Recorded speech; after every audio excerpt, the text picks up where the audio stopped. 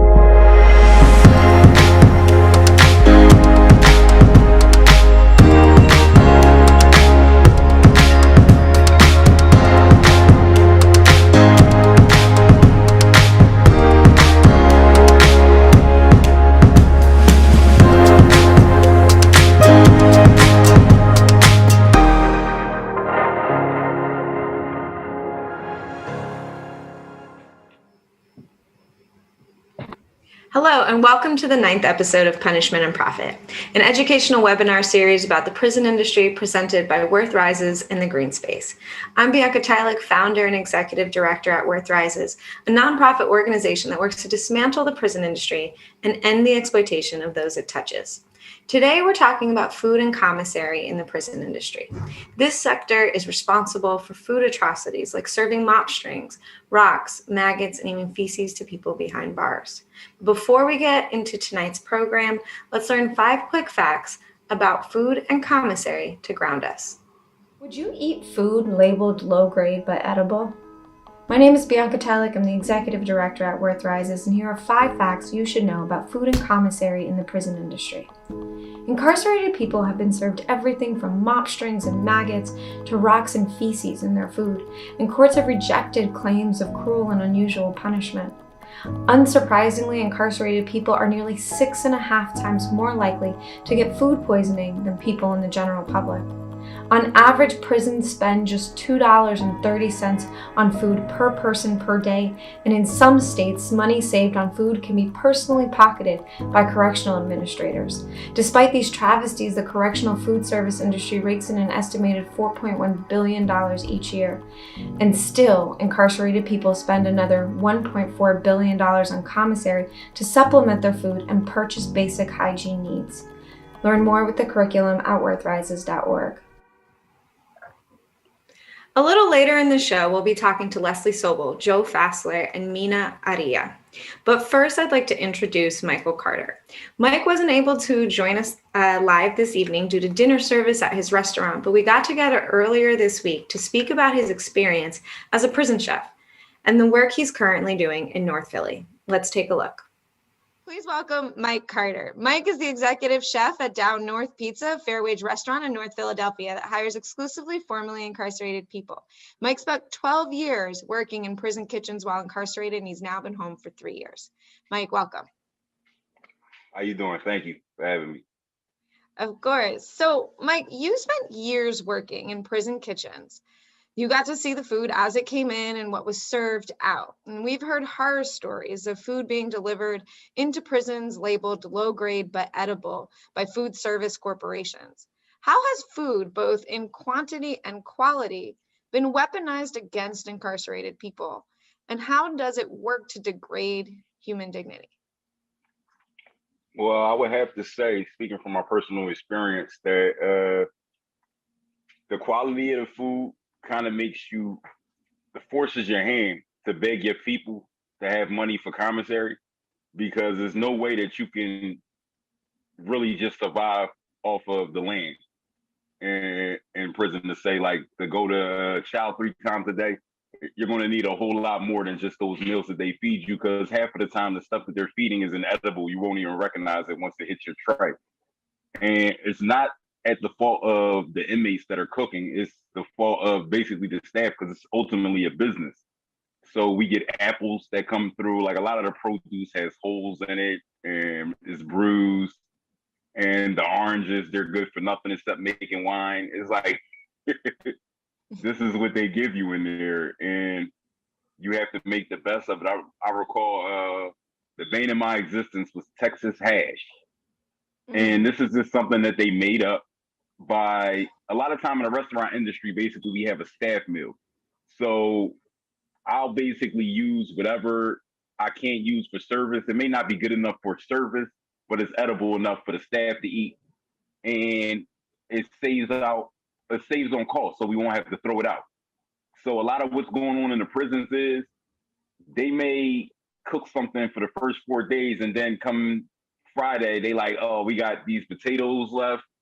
We got some red beans over here left. We got some string beans. And they'll throw it all together and call it some messed up stuff like Texas hash. And the wild thing is, though, as you said, like, even those vegetables when they were coming in were subpar. So for those vegetables to then be held another 4 or 5 days inside, I imagine whatever that was coming out was not exactly. It's been times edible. where I haven't ate fresh fruit for like a years, you know what I mean? So like good fruit comes in. It's like, oh snap, those apples is nice. And the next thing you know, people was taking apples and you see a fight break out about an apple. You know what I mean? That's what prison basically reduces you to. People fighting about Kit Kats and Snicker bars and stuff like that. Stuff that if you were on the street, you wouldn't even look twice at. Well, I think that's exactly the point, right? Which is, as you said, the idea that your livelihood, that you're going to go to war over an apple is pretty dehumanizing. Yeah, definitely. Most definitely. Totally agree. So with this quality of, like, the quality and quantity of food being so scarce in prisons, that vegetables or fruits, as you said, can, spark fights. We also know that they can be considered contraband, right? And that having a vegetable can send you to solitary confinement. And as a result, vegetables like onions and peppers are sold and smuggled out of the kitchen, and then sold to folks and sort of become some folks' like side hustles, right? But that comes with some serious consequences. Can you tell us about that underground market of fruits and vegetables and why it exists and what people are risking? Well, first and foremost, the black market and most prisons exist because you can't survive simply off of those 3 hots and a cot that they offer up. And on top of that, you have to basically supplement your nutrition with Commissary. And we come up with creative ways to eat in there. So you need to order green and white. That's what we call a set, like a crayons. That's onion and green pepper or a tomato or anything. And people smuggle them out of the kitchen daily. It's a lot easier to get them out when they're cut up. But if they're whole, they cost more money. And most of the time, you want to get some whole vegetables if you want it to last. Because, a cut up pepper is only going to last you for 1 day. Out here, according to Safe Serve of America, you should only have cut up produce another day if it's stored in the refrigerator. But up there, we don't even have refrigeration. So people the next day, they're risking typhoid and salmonella because they paid for something out of the kitchen that they're going to help eat all week. But from my own personal experience, we had a whole operation, like the guys on the first shift that may have access to the freezer, they might be able to jump in there and they get some chicken out and they'll stash it. So when I come down on my shift, from the door, we got trays put up to block the cameras, and we would just wrap each other up and rip and run out of it. I need to go to the nurse real fast, have a pass. As soon as you get outside of the door, you got somebody else that you could pass it off to. And this is how we survive. I myself, doing a shakedown, I went to the hole for a pack of oatmeal, a 5-pound bag of oatmeal, which in the jail went for 2 packs of Newports. And we all know Newports are extremely expensive. That's like $30. But this pack of oatmeal, somebody's willing to pay that amount of money because they're working out, they need to feed their body, and they don't receive enough sustenance through the DOC. So it's like they're supplementing their nutrients by this oatmeal. So it's like, I need them 2 packs of Newports, and this person needs the oatmeal. But now I'm in the hole for a couple days, and I lose my job because they basically like, you're stealing out of the kitchen. But it's just the game.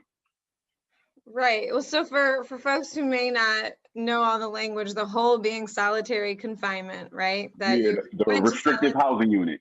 Yeah, restricting housing units, solitary confinement, however you want to call it. We call it the hole because it's the jail within inside of the jail.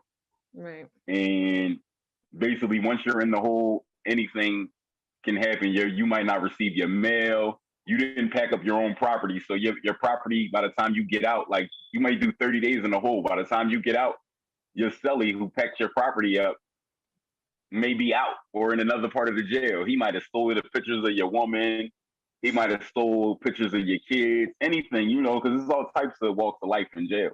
I'm not going to sit here and say that everybody in there is like that, but I've come across some characters. Yeah, I think like it's wild though to like think that you have to risk all of that for some oatmeal. I mean that was what happened, yeah, right? I was being greedy because I swore, because sometimes it all depends on who's shaking your cell down. I'm like, if I get those two guards right there, I'm gonna be cool. But then the dickhead came in my cell and he tossed everything up and flipped everything. And whose oatmeal is this? Who works in the kitchen? All right, turn around, cuff up. I've been cuffed up for oatmeal. Yeah, I mean, I don't know, I don't know how you can explain that as being greedy. Oatmeal feels like not quite the thing. No, I mean greedy. I should have flushed it when they were coming. I should have flushed it, but I'm even like, then, hey. it sounds so wild. It sounds so wild. It's the truth, though. It's happening right now as we speak. Somebody upstate is going to the hole right now for having something out of the kitchen which they deemed that they shouldn't have. Right. Like it's a rule in Pennsylvania. You're only allowed to have 3 pieces of fruit in your cell. So technically, if you have 4 pieces of fruit in your cell, if it's one of those COs that knows that rule, he can write you up. You may not go to the hole, but you may receive cell restriction, which means you can only leave your cell to go to one religious service, a visit, and medical. Right. And to eat. That's it. That's so crazy. So, Mike, you've been home now for 3 years, and 3 years, yes. You're an executive chef now at a restaurant, which is super exciting, and a restaurant with incredible values. And I want to ask, like, how has your relationship with food in prison shaped how you approach your work now? And what does it mean to you to be serving amazing food out of a kitchen where you're working largely with other folks who have been incarcerated, and showing sort of the world what you often create? Well, my relationship between now and in prison, I guess I could say I always had a hard work ethic, but in there, the kitchen pay starts off at 19 cents an hour. So I'm cooking food for over 2,000 people twice a day for 19 cents an hour. Out here, they pay way more. So it was like a little easier transition, but I feel like it was always either the kitchen or the streets for me. Because it's like I always was good at cooking. This was a good way for me to express myself creativity wise. And basically, when I came home, I went to the Art Institute. I got I was going for my bachelor's in culinary management, but I caught a parole violation, and now the Art Institute is closed. So I wasn't unable to finish my degree, but I was 2 years in on it. But prison basically helped shape my culinary career I had a chef named Maria Campbell. I always like to name drop her because when I came home and we had a resume class, and I didn't have too much to put on my resume because it was like, what the fuck? I had one job when I was 19 before when I came home, man. I told her basically my experience where I was at, and she was like, you are an expert at mass quantity cooking. And I'm like, very specific thing. Yeah. And she like, yeah, that's something that catering companies love. You know what I mean? And I never really thought about it that way or to word it like that, because so often when you come from the jail and you go on these interviews, especially in the kitchen, it's like they ask, have you ever been? No, I haven't. You know what I mean? Mm-hmm. And once they get me inside of the kitchen, by the time they do a background check like, yeah, you've been locked up, it's like, so you gonna let me go? I'm the hardest worker you got here, and I'm nicer than everybody you got. Right. Well, so tell us, Mike, where can people come check out your food? Oh, y'all can come check us out on 28th and Lehigh, 2804 Lehigh Avenue in North Philadelphia, down north. Just come check us out. I feel like we're about to bring a new honesty to the industry because whether you know it or not, everybody that's going to see this has eaten food made by somebody that has been formerly incarcerated, because that is who powers the back of the house in all restaurants. The formerly incarcerated and undocumented workers. That's it. Oh, thank you so much. We'll end on that note. Thank you, Mike. To follow Mike's culinary work, obviously visit Down North and also follow him on Instagram at CoolHandMiz. Take care. Thank you so much. Thanks for having me. Big thanks again to Chef Mike for joining us. A quick reminder that if you're watching on Facebook or YouTube, please feel free to use the chat function to pose questions to any of our guests. You can also post questions on Twitter using the hashtag #PunishmentProfit. Our next guest is Leslie Soble. Leslie is a research fellow for the Food in Prison Project and the lead author of Impact Justice's recent report, Eating Behind Bars, Ending the Hidden Punishment of Food in Prison. An ethnographer and folklorist, Leslie holds a Master's of Arts in Cultural Sustainability with a focus on the intersection of foodways, narrative theory, and social practice art. Leslie, thank you for joining us. Thank you so much, Bianca. So Mike gave us a glimpse into the ways that food is weaponized in prisons and jails. You recently published a 137-page report about essentially just that. Can you tell us your biggest takeaways about the prison food landscape in our country? The overarching takeaway is that the prison food experience is damaging and degrading, with consequences that affect not just individuals who are incarcerated, but also families and communities and our society as a whole. Zooming in a bit from that, another important takeaway is that the current system has extremely low standards that sacrifice health and dignity for low cost and high efficiency. So basically, prison meals are really high in sodium and sugar. They're also extremely high in refined carbohydrates and other ultra-processed items. Many agencies are relying on a lot of white bread, yellow cake, margarine as cheap ways to reach the calorie count, and on fortified powdered beverage mixes, kind of like a Kool-Aid with added vitamins and minerals as the main source of critical nutrients. The meals are lacking in fresh fruits and vegetables, quality protein, foods that are generally rich in nutrients and fiber and actually promote health. And basically, like Mike said earlier, people in prison aren't getting enough to eat. 94% of the respondents to our nationwide survey said they didn't have enough food to feel full while they were incarcerated, and the cheap, ultra-processed food that they are getting doesn't actually nourish anyone. And one other takeaway is that there's really a critical need for increased transparency and accountability. Prisons are notoriously opaque institutions, and it's really hard to gain access to information or for the public to know what's really going on inside. And that's how we end up with facilities where kitchens might lack soap and water, where the food might be contaminated with cockroaches or pieces of metal or rodent feces, where 3/4 of our survey respondents told us that they had food that was spoiled or rotten. And the sad thing is that we as a larger society accept these low standards. The general public just expects prison food to be bad, right? It's always the butt of jokes. People compare things to prison food when they're trying to say something is really disgusting.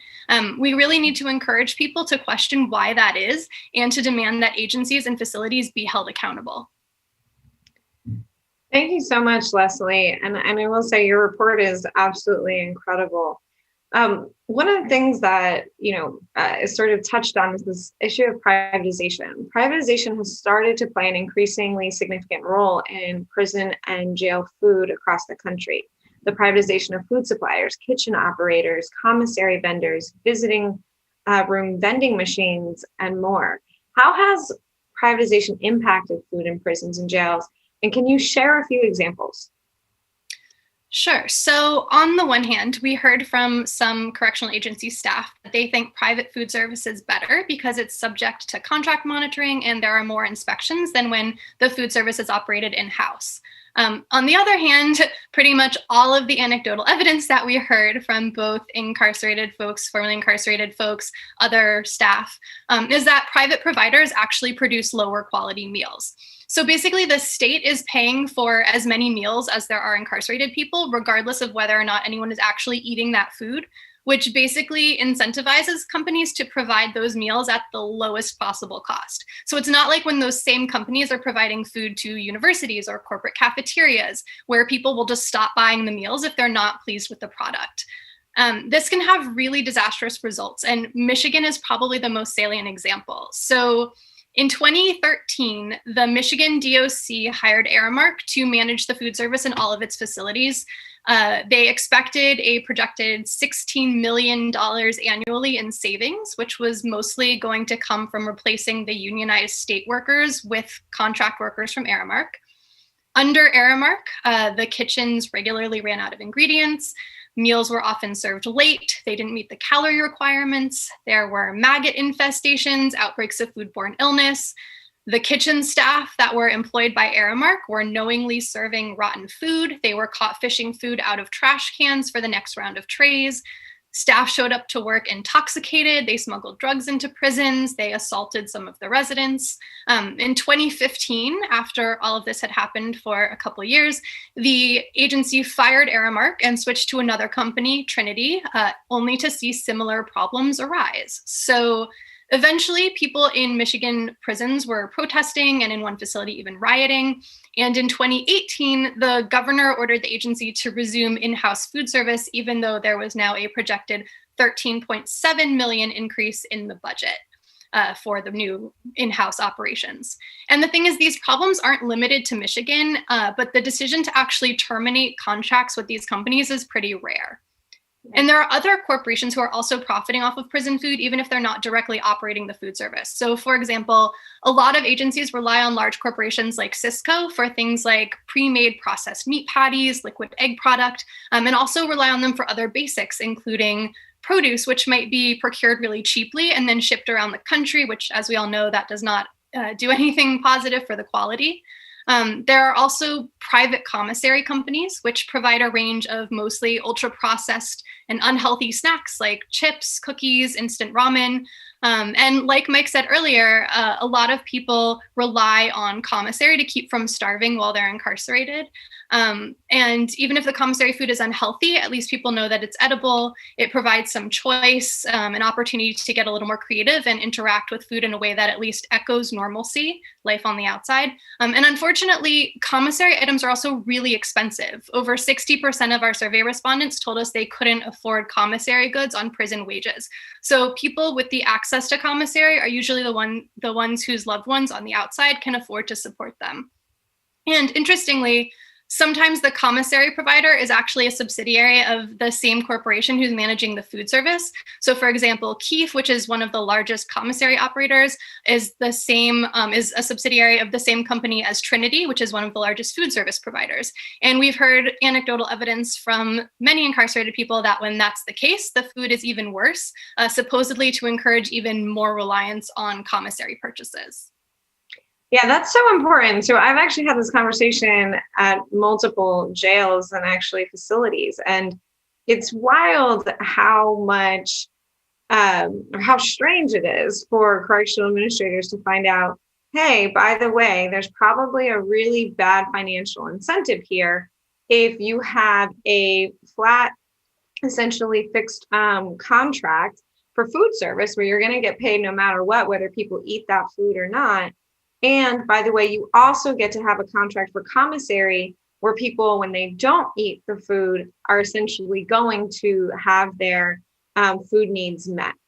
In other words, like by actually providing poor food, there's an incentive to eat at the commissary, which would otherwise for that same company increase their revenue sales. And, you know, when I have this conversation, I've looked at sheriffs and said this, why would you contract with the same company for food service and for commissary? It's amazing how many blank stares I get and people say, oh, wow, I hadn't thought of that. Yeah. So with that, I wanted to kind of shift into some of those specific food practices that you were talking about. And, I think when I first started doing research into food in prisons, I remember reading about how food was being delivered to prisons with labels like not fit for human consumption or low grade but edible. The first thing I thought about is what that would do to my psyche to have to eat that or to serve it to my peers if I worked in the kitchen. Beyond just the physical health, how does what we serve people inside impact their mental health and emotional health? And what does it say about what we think about incarcerated people? So there is actual research that shows that a diet lacking in critical nutrients can cause an array of mental health issues ranging from depression and brain fog to impaired decision-making and increases in aggressive and violent behavior. And there's also an increasing amount of research that's focused on the relationship between food and trauma and between food and substance use. As we know, so many people who are incarcerated have experienced trauma in their lives, even before the potentially traumatizing experience of incarceration itself. And about 85% of people who are in prison struggle with substance use. And the typical prison diet actually exacerbates the unhealthy cravings and the physical and mental health issues that are related to trauma and substance use rather than helping to heal them. And we know that people who have experienced trauma and aren't receiving proper support are then at risk of causing various kinds of harm to others, which then just perpetuates a vicious cycle. So it's also not just the food on the tray. The eating environment also impacts mental and emotional health. Prison chow halls are really stressful places. They're bleak and uncomfortable and loud and rushed. There are often armed officers shouting at people to hurry up. For people who are eating alone in their cells, they're closed in. They're often eating right next to the toilet. And these aren't environments that promote the kind of social connection or emotional nourishment that a meal is supposed to provide. And you asked about the message that we're sending. Human beings use food as a means of communicating identity and relationships and values. And we use food all the time to show love or to express gratitude or to celebrate or to comfort. And, I'm sure most everyone listening here can think of a time that they gave or received a positive message through food. The current prison eating experience actually sends the opposite message both to and about people who are incarcerated. So this is a message that says you are less than human, you're not worthy of care, you're disposable. And you're absolutely right, Bianca, that can have a profound impact on the psyche. One of our interviewees told us that the experience of eating in prison devalued her, and it actually taught her to devalue herself. And then those of us who are receiving these messages on the outside are then also taught to devalue those people who are incarcerated. Yeah, it's just really painful to hear, like Mike's story. And I think there's like one particular fact that might be particularly shocking to people as we think about how awful food in prison is. And that's to know that despite the gross reality of prison food, there's a significant amount of agriculture being grown in prison farms, across the country. And in many cases, the produce being harvested is rarely served inside the walls of those facilities, but instead sold into the market. So Leslie, what happens to this prison produce, and what's the chance that it's ending up on our plates? The short answer is that we don't necessarily know. This wasn't something that we explored directly in our research for the report. And as I mentioned before, prisons are really opaque institutions. So this isn't the kind of information that's readily available, that's easily accessed by most people. We do know that sometimes the food is sold to other prisons, either in the state or out of state. It's sometimes sold to other government agencies. In California, for example, there are policies dictating that other state agencies purchase food and other products from their prison industries authority before they seek to purchase from external sources. In some states, public universities are required to purchase things like furniture from prison industries, and it's unclear if those policies also do go to food items. Sometimes the food that's produced in prisons is actually just sold to the public, like in Texas, where they produce millions and millions of pounds of food every year, or to private companies. In Arkansas, for example, the prison farm generates around $6 million of outside sales annually from the crops alone. And the people don't necessarily have access to any of that food. And cattle that are raised on that farm are sold at stockyards out of state. And then part of the profit from those sales goes towards buying a cheaper grade of meat to serve to the incarcerated people back in Arkansas. And we heard that example actually from other states as well. I know there are some journalists and researchers who are currently digging around into this issue, so hopefully we'll actually have some more information on this soon. Yeah, that's definitely true. We've been speaking to some of them, and I agree. Hopefully, we'll really start to learn. I think there's two things that really sort of come to mind as we're talking about this agricultural piece, which is one, as we talked about in our episode on programs and labor, that agriculture is actually not regulated in the same way that the manufacturing of products is that crosses state lines. So agricultural produce that is harvested on prison farms isn't actually regulated by the federal government or anybody in quite the same way, and therefore can make its way into interstate commerce quite easily. We also know that there's actually been an uptick in prison farming, specifically since zero tolerance was announced a number of years ago, and undocumented labor became not as readily available. And I think one thing that I just thought was really interesting was I recently read an article where because of COVID, farming up in Maine in particular was down, and the need for farming was down. And so prisons were being, because of schools and other institutions, and prisons were being touted as, the place to save farms, which is, really sad when we're trying to save one part of our economy with mass incarceration. But Leslie, thank you so much for your time. Thank you so much for your work on this incredible report, and we'll see you at the end of the show. Thank you. To learn more about Leslie's work, please visit impactjustice.org. Next, I want to bring in Joe Fassler. Joe is the Deputy Director of The Counter, a nonprofit newsroom covering the forces that shape American food and eating. His work has also been published in the Best American Food Writing, The Guardian, Long Reads, and many other publications.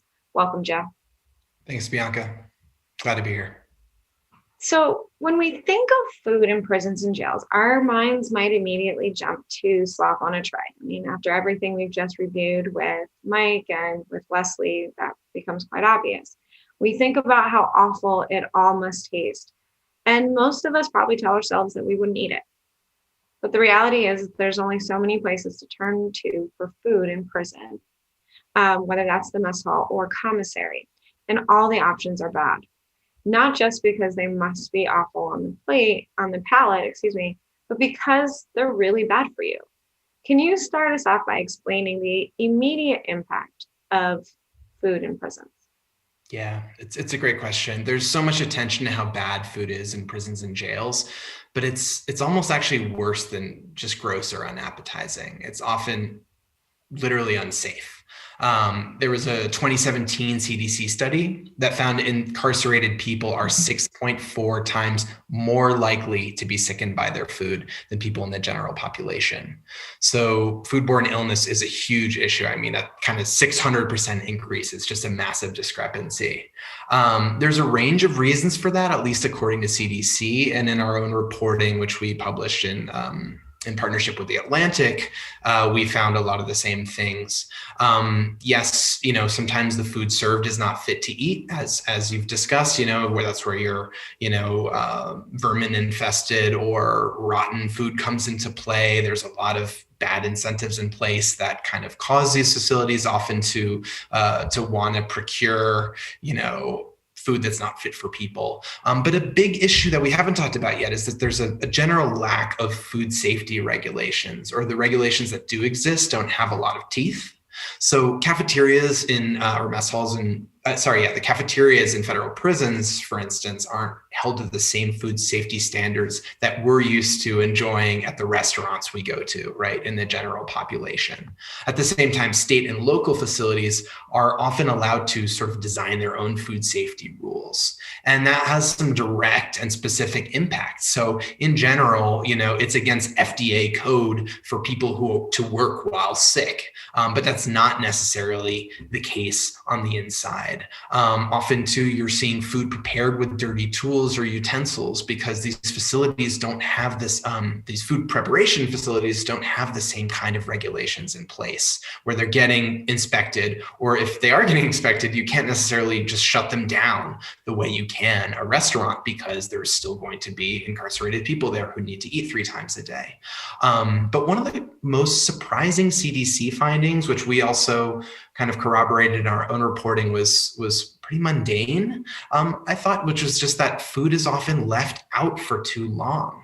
That was one of the biggest kind of complicating factors they found that was resulting in foodborne illness. So it can happen on the kitchen side in that folks don't have adequate training. Often it's the incarcerated people themselves preparing the food. And so they might not have the best training or tools, or they might have their movement restricted in some ways, or they're not allowed to, use knives. And so it can take a long to prepare food, but it also tends to happen in the dining halls themselves or the mess halls. Because they're of these security concerns, folks are fed in waves. And so food can sit out for hours. Meal times tend to be an hour long, many hours long affair. And that just means there's stuff sitting out at room temperature for long periods of time. Yeah, and I think in addition to that, people also by nature take food back to their housing, right? To their cells, because for those who may not be aware, meal times in prison can be quite bizarre. From 5 or 6 in the morning being your first meal to 4 or 5 o'clock being your last meal of the day. And so for many folks, that's just not sufficient. And so people take food back to their cells, and that same thing happens, right, Joe? That food stays out, or they hold it because they're hungry, but also risk that safety issue. Exactly. That's one of the sad things is if you are giving people inadequate food, they're going to be much more likely to try to take matters into their own hands and take extra food back, or, grab stuff that they can from the kitchen. But they just, in their cells or where they might be living, they just don't have adequate, storage. There's no refrigerators or exactly. ice. So that's a huge issue that could be resolved just by giving people better, more humane food in the first place and giving them less incentive to try to, take stuff back. So of course the impact is not just short term though. We all know the adage, you are what you eat. What are the long-term consequences of consuming the types of food that are served in prisons and jails? Yeah, so much higher rates of diet-related illness are something commonly seen in prison and jail population. And often that kind of illness, whether it's heart disease or hypertension or any number of things, has its roots in food. So poor nutrition is a really serious issue. Part of that, we talked, Leslie did a great job talking a lot about that. These facilities, they often don't have specific nutritional metrics that they have to hit. So under the 8th Amendment, which prohibits cruel and unusual punishment, incarcerated people have to be provided with the basic necessities of life. But that's sort of in the eye of the beholder. And in practice, it's often state agencies determining what kind of food is served, and they have broad latitude to determine these kind of nutritional programs. They might look okay on paper, or they might not, but research suggests that they often don't measure up in practice, even to the way that they're outlined. And part of the problem too, as Leslie mentioned, is that there is much more of a focus on calories than on nutrients. And that really lends itself to dense, high calorie, typically processed foods, which we know tend to be not healthy. That stuff is often easier to prepare too, right? Fresh food requires more skill in the kitchen, and it's easier to plunk something on a plate, that might have been prepared in a facility somewhere else. Or reheat something that's frozen, which is exactly. a lot. And that's true in the commissary context as well. So we ran a story last year about a group of folks in a state prison who wanted to give to prepare a special meal in celebration of the life of George Floyd.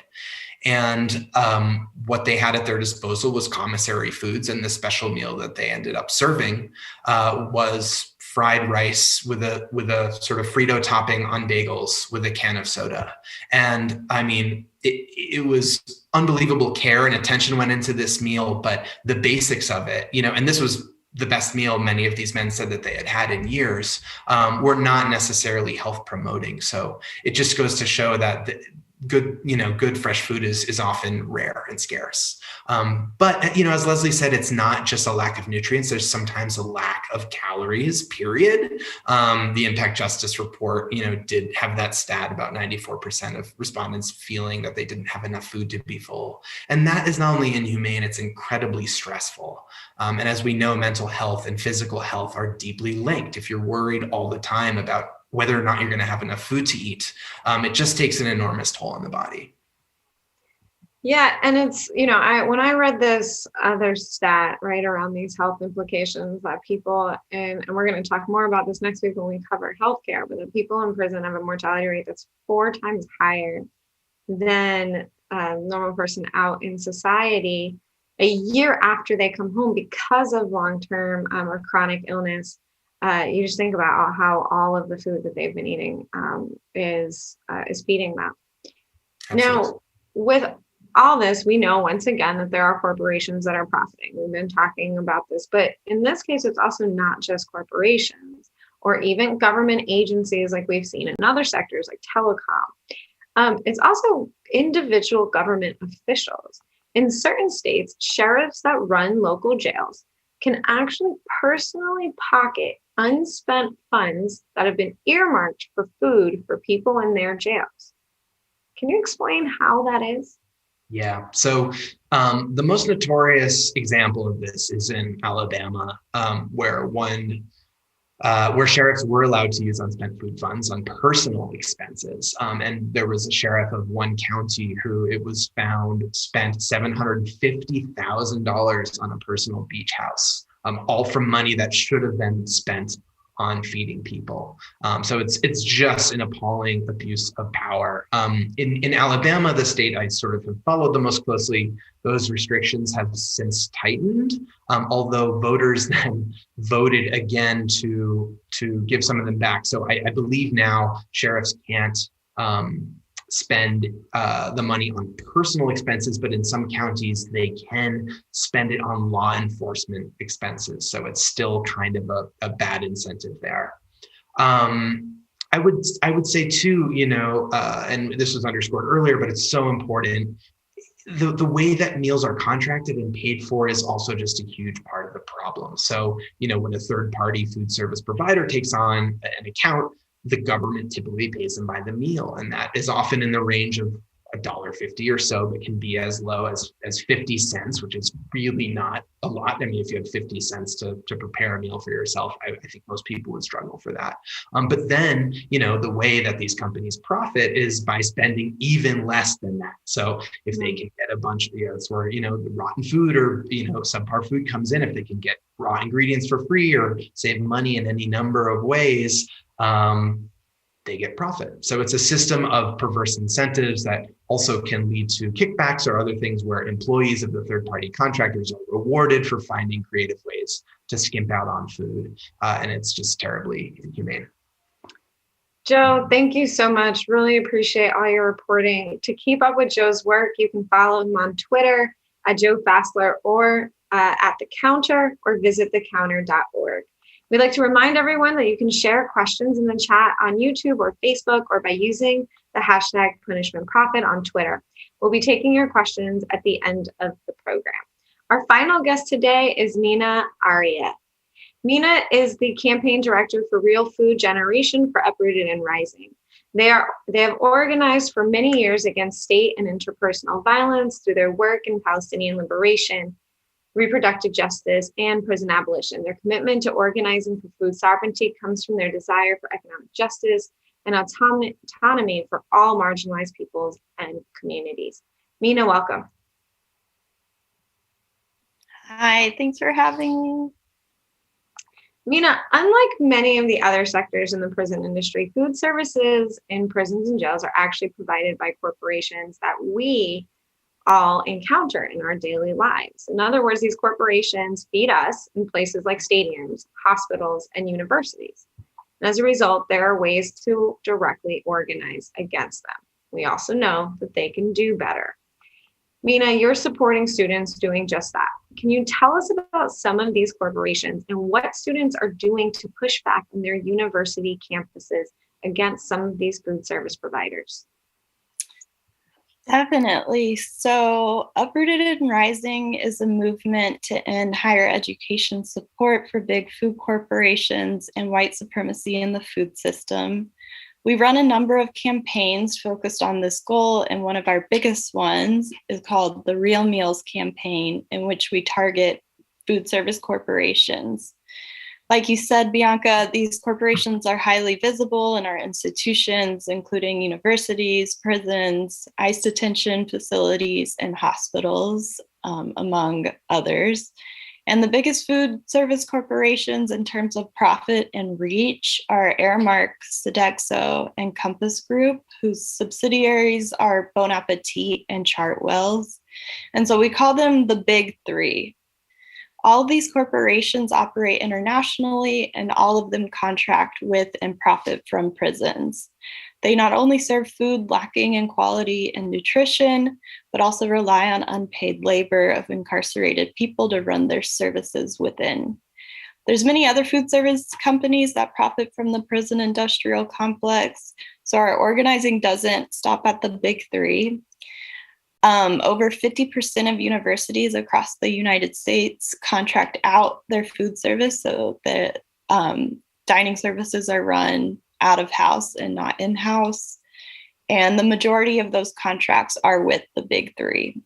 So we believe that if we cut these companies out of higher education institutions, then that will significantly damage these companies' ability to operate within our food system, and therefore one institution will fall one after the other.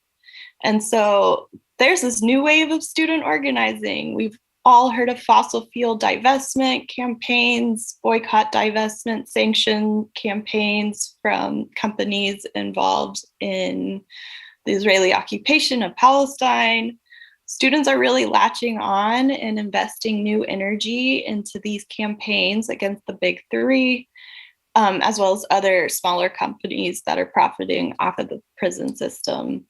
And so their analysis is really an abolitionist one. And really the fact that these companies are operating within prisons is like enough to spur energy among students and get them going on this campaign. Although, like we said, these corporations are across our society and all of our institutions. And so I really like what you said earlier, Leslie, about incarcerated people not really being able to boycott food within because they have no choices, but students actually are able to do that. And so we're very strategic in how we leverage that power. They're the ones who buy into meal plans. They have power over what gets served, who is sourcing, where the food is sourced from, all of that. So we are really operating under that reality. And so the issues students are most concerned with, of course, these companies operate within prisons and detention facilities. They want fair and sustainable food on campus. They don't want food sourced from big food corporations. Big food corporations are devastating our environment. They're buying up land all over the world. And they really don't need to be in institutions of higher ed or really anywhere in our food system. Employees are mistreated, the majority of which are Black, Indigenous, and people of color. Because their employment is contracted out, they don't get benefits like other university employees. And then with COVID, everything just completely fell apart. Food service workers were the first to get laid off. The ones working within didn't have PPE. And that really spurred students to get going with these campaigns. And yeah, so we're running this coordinated campaign called the Real Meals campaign. Students have come together and built a network amongst themselves. We try to do everything in a coordinated way to show our mass power. We do days of actions where everyone running campaigns across the country come together and do a day of action on the same day to really make noise. Yeah, I just said a lot. Thank you, Mina. I mean, it's incredible work. I also do want to highlight one thing you said that we haven't sort of focusing too much on, and I just want to make a quick comment about, which is that, a lot of these food service providers are using incarcerated labor that is unpaid. So when you think about a contract between a private food service provider like Aramark, which is a massive publicly traded company, it's important to note that one of the reasons that they can keep costs low in operating kitchens in prisons is that they're using free, forced, or significantly underpaid labor in order to actually operate those kitchens, which they would never do, for example, in a university, right? They need actual employees that are being paid according to employment law. So thank you for bringing that up. So just here, I think you covered a lot of the stuff we were hoping to cover, Mina, about what these campaigns look like and what students are asking for, in large part. So, just to take us home, can you tell us a little bit about like what campaigns you've been supporting that have been successful, and what did those wins really look like? Yeah, so we've learned a lot along the way. This campaign has been going a really long time. Early successes weren't full successes for us. So we saw a lot of universities drop their contracts with Aramark and then would immediately contract with Compass Group, for instance, or just another big three corporation. But now we're really getting to it. We're not accepting those switcheroos. We're fully cutting out the big three from higher ed institutions. We just won two big contract cuts, one at Johns Hopkins University, whose food service contractor was Bon Appetit. And then Kent State University just announced that they will be cutting their contract with Aramark.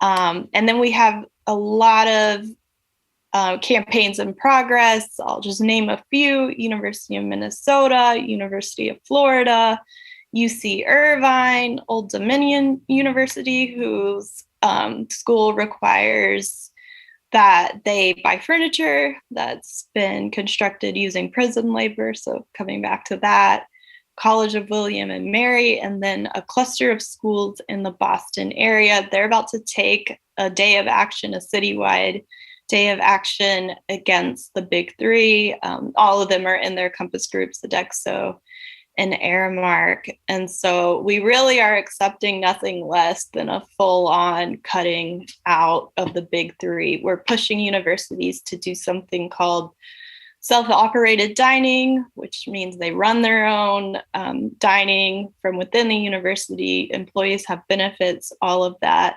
And really at the crux of this is students are saying our institutions have no reason being in the being attached to the prison industry, and like students are getting radical. They're saying all the right things. It's pretty amazing that this really accessible campaign to them comes full circle and really can make huge change in institutions like prisons. Mina, thank you so much. I think it's like one thing that I'll, just lift up too in this work and that you're doing in supporting students is companies like Aramark aren't trying to change, right? And I think it's easy for people to think, can we improve their practices or things of that sort? People have been trying to improve the practices at Aramark for a long time. And a few years ago, I think Aramark did something that couldn't be anything less than like a corporate snub. What they did was they reorganized their business units. And now their prison business is lumped in with what they call sports and leisure. And I just really can't fathom that move other than, what is intended to be, a particular snide to organizers and people who have been fighting for food justice, particularly in prisons and jails. So Mina, again, thank you so much for your work. To follow Mina's work, follow Uprooted and Rising at UNR_now on Twitter. If you haven't yet, now's the time to drop your questions into the chat on YouTube and Facebook or on Twitter using the hashtag #punishmentprofit. We see those questions coming in. But before we jump into Q&A, here are my takeaways from this week's discussion about food and commissary. The violence in prisons and jails is often attributed to the criminogenic tendency of those incarcerated. We don't consider that many may have been over an apple, or that someone was hungry, or that the dog used to search their space that day was provided a better meal. For years, the notorious sheriff of Maricopa County, Arizona, Joe Arpaio, gloated that he had cut food spending for the people in the county jail. People received just 2 meals per day, and each came in at just 30 cents. He even bragged that he got the cost so low that it was actually more expensive to feed the police dogs. Sheriff Arpaio reigned over this jail and the roughly 10,000 people held inside for 24 years with this ideology and thought process before losing re-election and then being convicted of contempt for ignoring a court order to stop racially profiling Arizona residents. He was pardoned a month later by the previous administration. It's really unimaginable to think that people are starving in the most expensive and expansive carceral system in the world, that people need to smuggle onions and peppers, or that they would risk solitary confinement, lockdown for 23 hours a day for oatmeal. And yet, as we learned today, this happens every day in our nation's prisons and jails. Depriving people of sustenance is not just cruel, it's violent, very real violence against our bodies. Deprivation inspires desperation, and desperation puts us at our worst, recreating the very conditions that sent so many behind bars in the first place. Those who have support from the outside do their best to resist. They purchase astronomically priced items from Commissary, a $6 bag of Skittles, and survive off that. Some do what you might call home cooking, meals put together from scraps hustled from the kitchen and prepackaged products purchased in Commissary. They might make a prison burrito or a Frito pie or a chichi, recipes that would probably never be repeated on the outside, but are often made in bulk and used to celebrate birthdays and release dates inside. Because no matter where you are, breaking bread is powerful. Now let's bring back all of our guests to answer some of your questions. Thank you all so much again for your words and for being here. We do have a number of questions that have come in. So I'm going to jump now and start posing. So this first question is from Ruth Armstrong, and I'm going to pose this question to either, I think, Leslie or Joe, if you want to chime in about food packages. Does the practice of buying food packages and bringing it to incarcerated loved ones still exist? Go ahead, Leslie, I'll let you jump in. Okay. Yes, care packages do still exist. Typically, you have to order them through a private company through a catalog that has approved items that go directly from the provider into the prison. You can't actually make your own package and carry it in. Typically, the things that you can send in those packages in terms of food are pretty much similar to the kinds of things that you'll find in Commissary. So again, it's a lot of highly processed foods, things that are unhealthy. Most states don't actually allow fresh fruits and vegetables to be sent in care packages or what would be like considered regular food. I do know New York State is the one exception, as far as I know, to that rule. Yeah, and I'd actually like to weigh in on that because we actually helped run a campaign to protect the right to send packages into loved ones in the New York State prison system. Back in 2018, New York, like many other facilities and systems around the country, tried to privatize the package system, meaning, like Leslie just mentioned, that you could only buy items to be sent in through a private vendor. They had approved 6 private vendors, and And through those private vendors had a host of products that you can buy, largely food, but actually only one of those private vendors even sold tampons, for example, and at 5 times the cost of the local CVS. We managed organizing with 17 different groups and organizations across the state of New York to stop the privatization of prison packages in New York State in roughly 3 weeks. And that work, largely attributable to directly impacted families across the state, was really critical. So the notion of packages is one that is dwindling across this country, and one that we should be protecting in pretty significant ways, especially because of something Leslie said earlier, which is there's really nothing like getting food from home that even if it is packaged, your favorite cookie from the bodega down the street from your hometown. The next question I'm going to pose to Joe, if I can. And this is from Cecilia Daughtry. Who processes food in the first place? Can we hold the food industry itself responsible for the poor quality of prison food? Is there a route through legislation? It's a good question. Is the question who processes food in the first place? Yes. Yeah.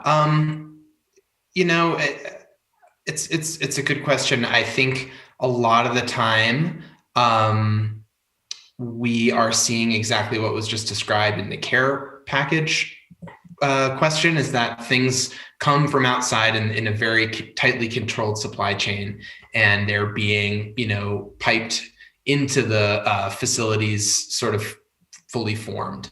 And at that point, there's not a lot you can do about it. If the raw ingredients you're getting in are not very good, the food that you're going to serve is not going to be very good. I think one place where there has been some promising momentum is in, prison gardens and food production that's not intended for, as we've discussed, sale to the general public, but is intended for the consumption of incarcerated people who are growing and producing it themselves.